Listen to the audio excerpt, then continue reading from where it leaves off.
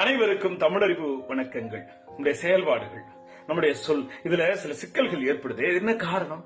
நாம எண்ணம் இருக்கு இல்லையா, நினைப்பு இருக்கு இல்லையா, அது எப்படி இருக்குதோ அதை ஒட்டிதான் நம்முடைய செயல்பாடுகளும் சொல்லும் இருக்கும். நம்ம அடிக்கடி நல்லதையே நினைச்சுக்கிட்டு நல்ல வழியில இருந்தோம்னா அந்த நினைவுகள் சரியா இருக்கிறப்ப நல்லா இருக்கும். வேதாத்திரி மகரிஷி அவர்கள் இது ரொம்ப அழகா சொல்றாங்க. எப்பொருளை, எச்செயலை, எக்குணத்தை, எவ்வுயிரை ஒருவர் அடிக்கடி நினைத்தால் அப்பொருளின் தன்மையாய் நினைப்போர் ஆற்றல் அறிவினிலும் உடலினும் மாற்றம் காணும். இப்பெருமை இயல்பூக்க நீதியாகும். எவரொருவர் குருவை மதித்து ஒழுகினாலும் தப்பாத குரு உயர்வு மதிப்போர் தம்மை தரத்தில் உயர்த்தி பிறவை பயனை நல்கும். நம்ம அடிக்கடி நினைக்கிறது தான் நம்முடைய அறிவு, நம்முடைய உடல், இதுல எல்லாம் பூந்து செயல்பாடுகளாக மாறுது.